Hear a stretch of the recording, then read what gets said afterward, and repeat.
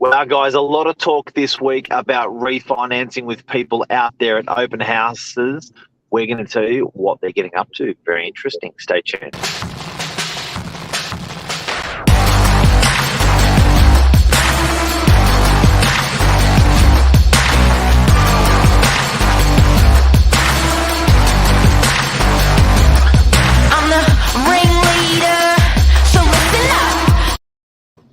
Good morning. How are ya? Really good. You? Good. That's good. I had a bit of a slur on my houses before. Did you hear it? No, I didn't want to bring it up. You know, there's nothing worse than being called out on it on camera. It's the worst. Good weekend? Yeah, really good. Really good. It was the old man's birthday and spent a bit of quality time with the family. And you? Yeah, good weekend. Went to the fish markets yesterday.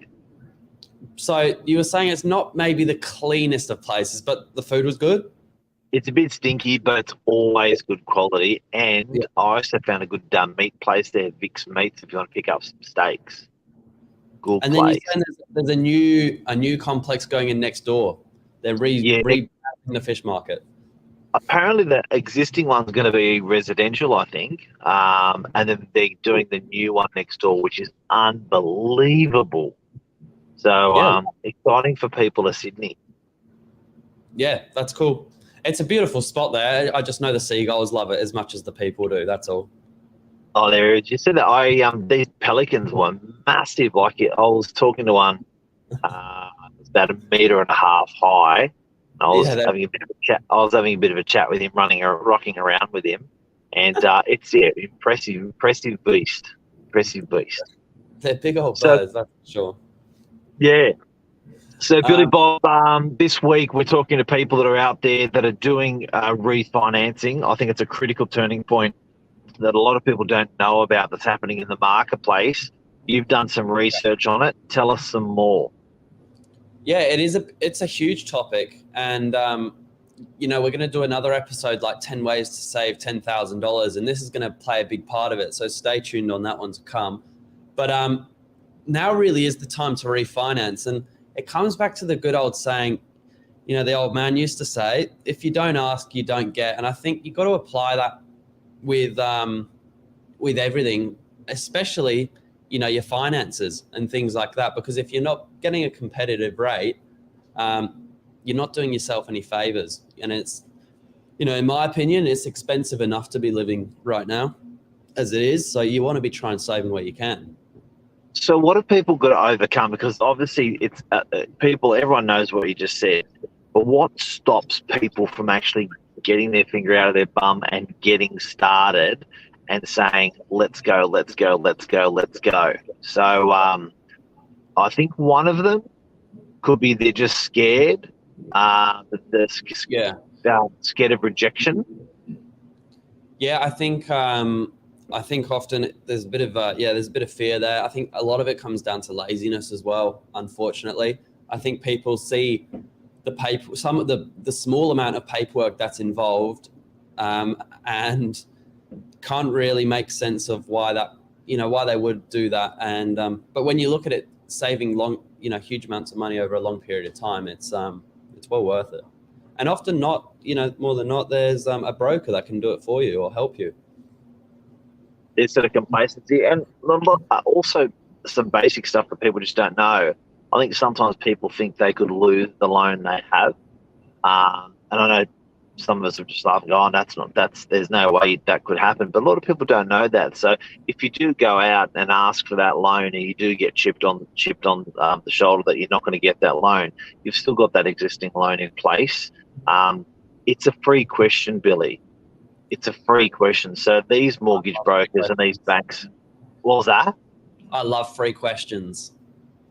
It's a free question, and you're gonna run your finances past a broker, and he's gonna go, nope, you got the best loan out there.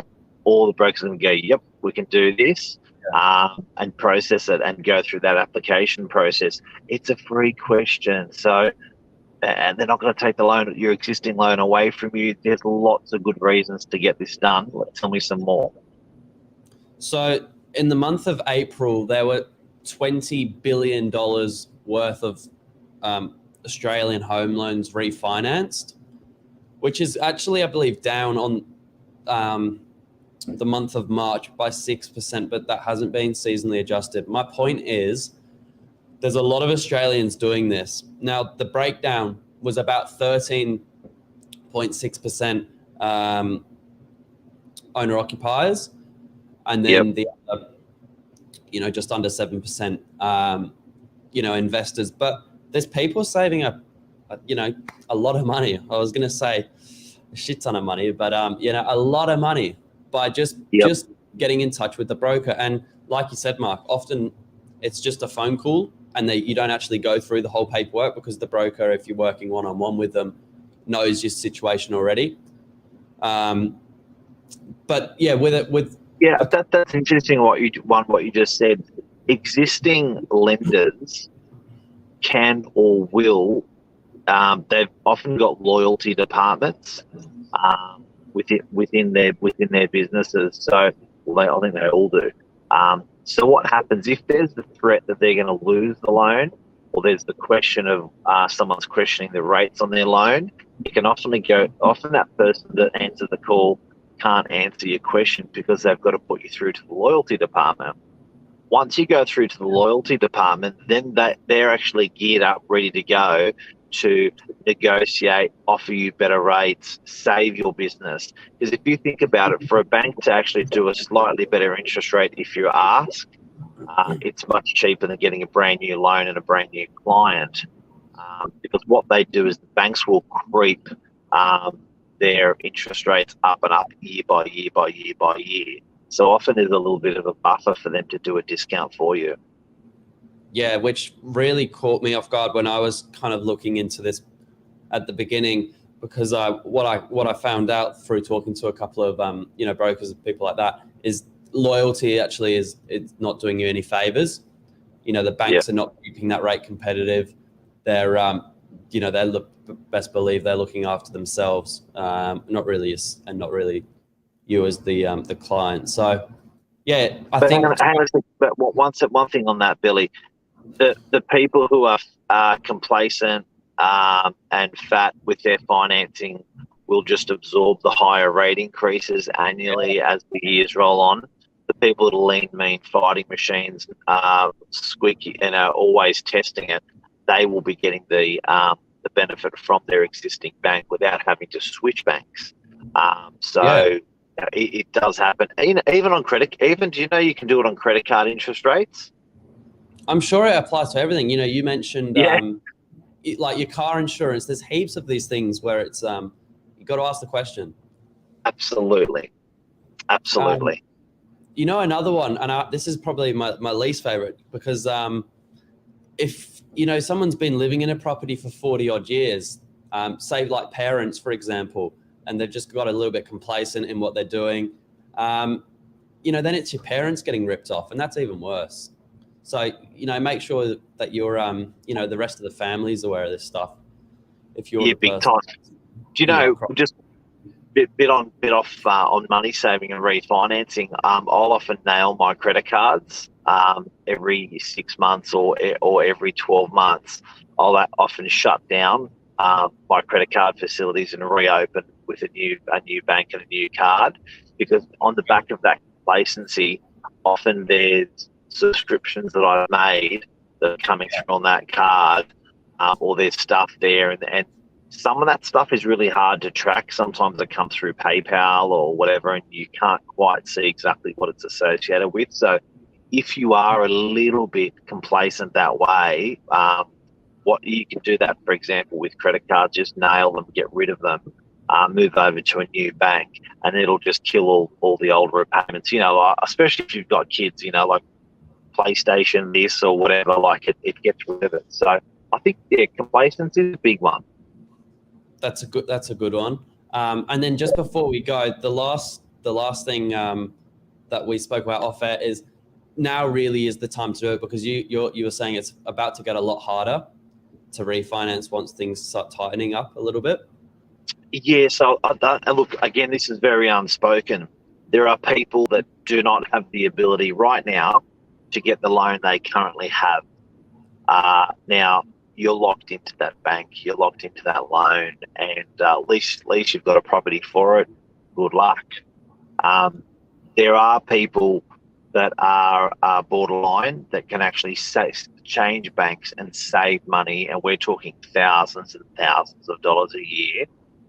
There are people that can, if you wait, because the interest rate threshold is moving upwards, if you wait another 3 months, 9 months, 2 years, you probably won't get the loan that you've currently got. So if those rates move up or that threshold changes. So I think it's really, really important if you want to get a cracker interest rate long term, you basically want to be doing that right now. You don't want to be waiting 6 months or 12 months or 18 months, because the interest rates, if they go up any further, just won't get the loan. Yeah, and I kind of asked you off air, like, who's the person like who is the most obvious victim to this? And you're saying someone that's probably stopped working, or? Yeah, if your job's changed or your income's less than what it was, you're going to be locked into the loan that you've currently got. I think that people have got to remember the assessment rates change. So the bank's always putting in a buffer on top of the interest rate, and that buffer is basically saying it's like that safety buffer for them. Now, that buffer could possibly increase if the banks get more conservative going into a different sort of environment, or those rates could go up, and again it changes that buffer that's on top of your loan, which just could mean you don't get the loan. So it could be a really, really strategic time to do it now. There you go. So ask the free question. If you don't ask, you don't get. That's I think that's our message this morning. Big time. You know what, Lisa's great with that. I always say never pay retail, stay shy, stay dry. And it does. If you guys want to save a lot of money out there, take it from someone who's always asking. Most people, I would say 90% of people, are negotiable in some way, shape or form when you are buying anything. You will find that, and even if they say no the first time, if you ask them the second time in a different manner, for instance, they'll say, look, we can't discount this product, say, it's on special or something. You can say something like, in that case, I'm going to be buying say a television, right? I'm going to be buying a television. You can't discount the television, it's already on special. Great, I'm going to be buying some cables. Can you do a deal on those? And they go, absolutely. So keep hacking. You know what I mean? It's just always negotiable. Always have a go and always ask with a smile. And you never know. I'd say more often than not, you'll get a discount. So interest rate's the key one. That's it. Definitely have a smile. Make it a little bit fun, bit cheeky. If you're young, sometimes you can get away with it on that end. If you're just out looking for a bargain or a deal hunting, maybe you'll get it that way. It's always a good way to do it. Yep. And particular cultures are better at it than other cultures. But I'd say definitely if you stay shy in asking those questions, you'll stay dry, that's for sure. That's the episode. Thanks, Mark. Thanks, Billy. Take care. Have a good day, everyone. See ya.